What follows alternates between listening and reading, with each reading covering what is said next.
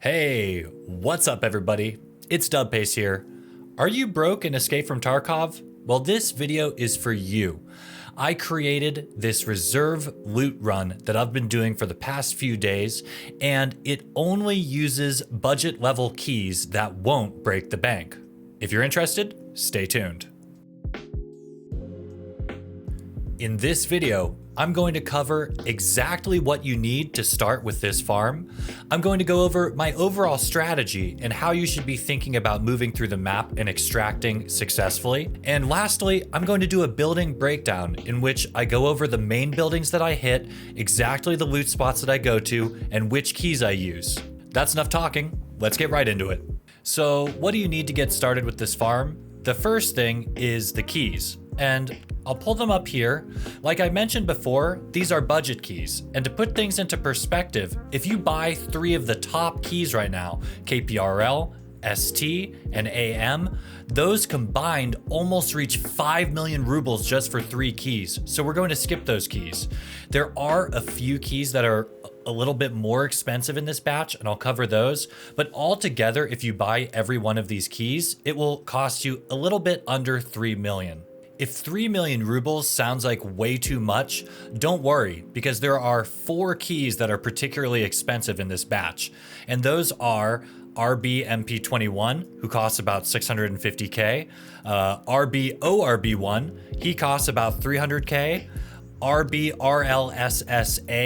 this guy costs around 300k, 350k, and the big kabloomy RBSMP, this guy costs 850k at current market price.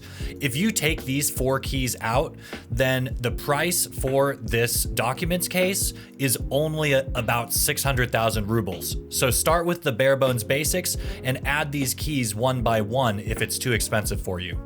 The second really important thing that you need to do this farm very efficiently is the Red Rebel ice pick. Now, I know that this is really expensive on the flea market, but I suggest doing the barter if you don't have it already.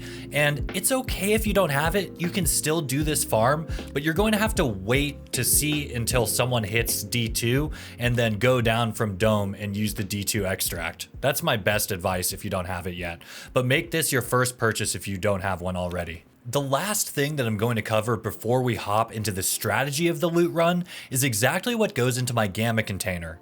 You'll notice that I chose the perfect amount of keys to go into a documents case, and I leave 2 slots open so I can easily drag any intelligence that I find into my gamma.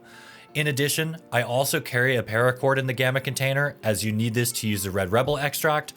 And instead of using a Serve 12, I do opt to use the CMS kit so that I can fit a mule stim in. And I use the mule frequently because 2 of the keys that I chose have military battery spawns, so I do suggest carrying this. The final 2 slots are flexible, but I typically put ammo and my pain medication in there, typically Vaseline or Golden Star. Before I forget to mention it, I did want to say that I did modify this terrific map, and I linked the original artist in the description below.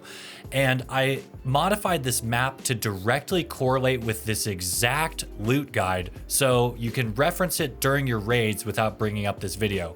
A link to that map is in the description below as well. Let's shift now into my overall general strategy for this loot run and how I make smart choices to increase my survivability and scoop as much loot as possible that isn't frequently hit. First things first, this strategy is just guidelines that I follow. There is no prescription to have a perfect run. You need to be able to improvise. Think of yourself like a jazz musician out there. Before jumping into the nitty-gritty details of exactly how I move during this loot run, it is first important to cover which buildings are your main buildings that you're going to hit. And for the keys that I chose, that is White Bishop, King, White Pawn, Black Knight, and Queen/Dome. By the way, stop arguing with me. These are the right names for the buildings. You'll notice that all of these buildings are in very close proximity to one another. And this is fully intentional.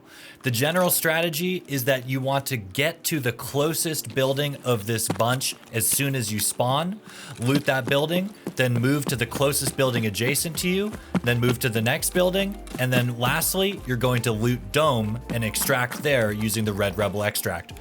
It's a really simple technique, and guess what? It's very effective because you can just get in, get out very quick. In fact, it's made even better by the fact that you're using budget keys because not as many people use these keys. They think they suck, they don't really know. And that means that there's more loot for you to scoop up before you get out.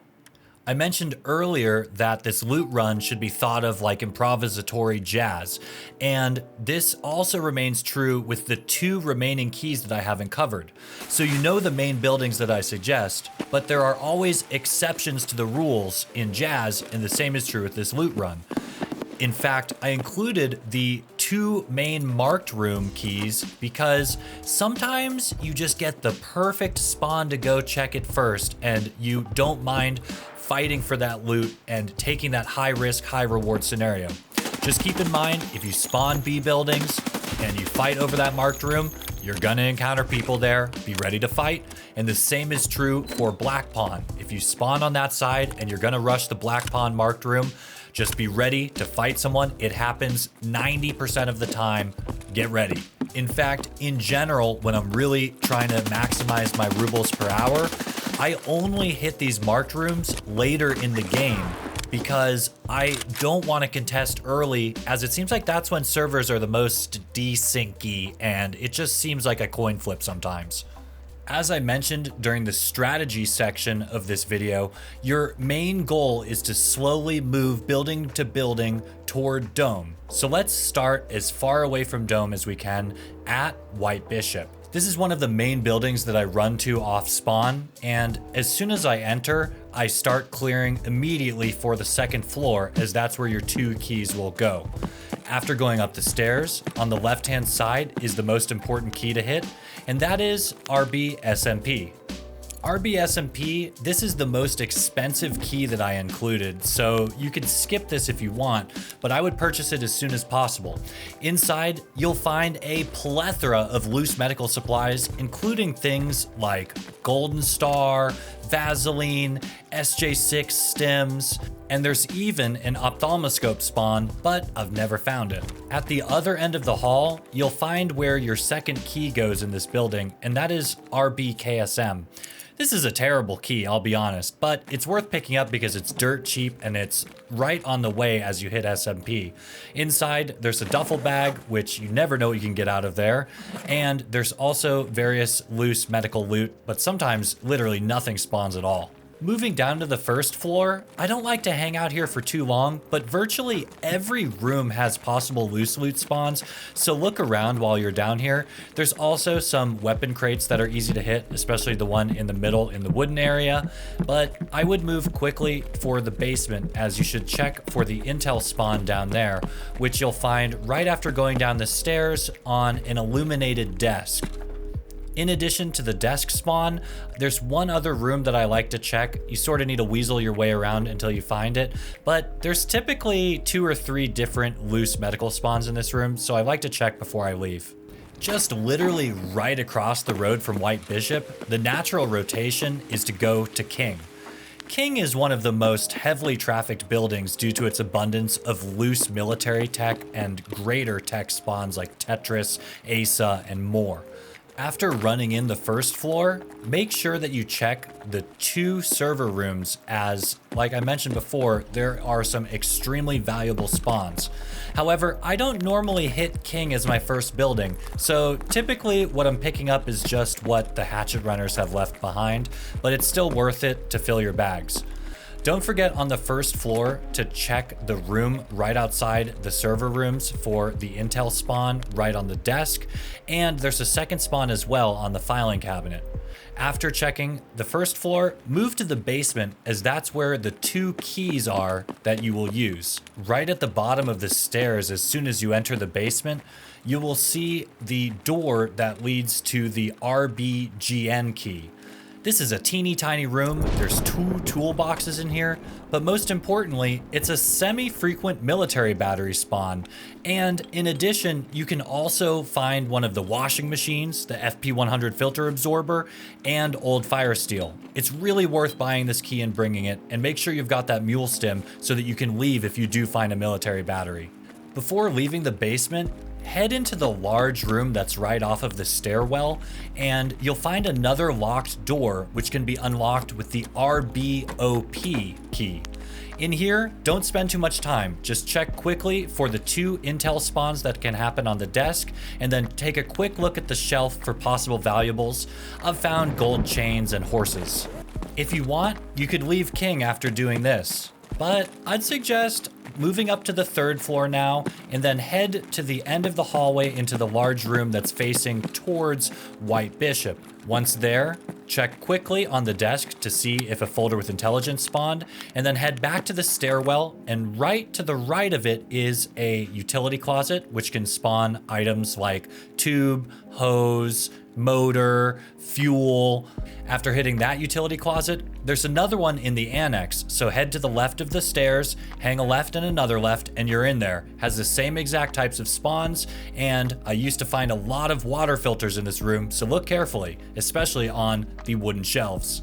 The last area of King that I strongly suggest looting is the garage server room, which is probably already hit, but people typically leave stuff behind.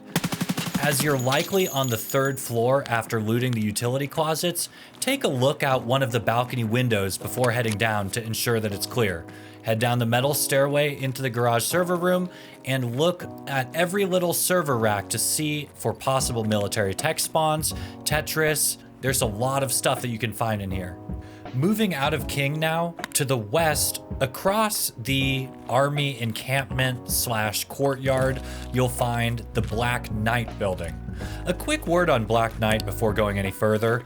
This building I would suggest hitting as your first building, and never rotate here last, as it feels like Black Knight gets more and more dangerous the later the game goes on, especially due to player scavs loading in. Moving in the front door from Black Knight, the first loot spot that I check is 3 doors down on the left, which has a high tier tech spawn on the desk to the left hand side, where you can find Tetris and graphics cards. Make sure you check underneath the book as it can spawn inside. And then on the right hand desk, there can actually be an ASA spawn here, which I found a few days ago, so always check this room. Before heading upstairs, there is one locked room to the right of this stairwell, and that's RB MP12. This is a decent room. It's one of the smaller rooms. There's an intel spawn to the left of the green weapon box. There's a military battery spawn that can happen. And of course, always check the jacket, as you never know what goodies could be hiding in there. Heading upstairs, directly above the previous room that we looted, RBMP12, you'll find RBMP11 right next to the stairwell.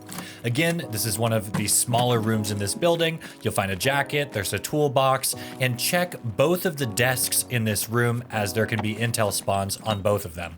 Heading a couple doors down to the right, you will then find RBMP21.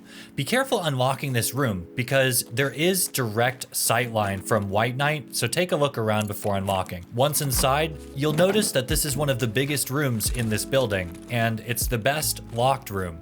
There's a military battery spawn on the desk directly next to the door. There's intel spawns on the desk to the left of the ammo shelves and on top of the filing cabinet. There's lots of loose ammo that spawns on the metal shelving units. I especially find a lot of that 7N9 SPP rounds. And then there's other various weapon attachments. There's a toolbox, weapon racks that can spawn AKs. Look around carefully, because there's a lot of loot in this room. Before leaving Black Knight, definitely check the top floor. There is the computer room at the end of the hallway, which has 4 different computers and an intelligence spawn next to the computer with a candle on it. There's also a grenade box next to the window that's facing the K buildings, and right next to that you'll find the kitchen, where there's another rare intelligence spawn on the table. And the final building that I typically hit before moving to Dome to extract is White Pawn. This building is a recent addition to this ruble farm for me, and it has been totally totally worth it, as the 2 locked rooms give you a great perspective to get some cheeky kills and take a look around before moving to Dome.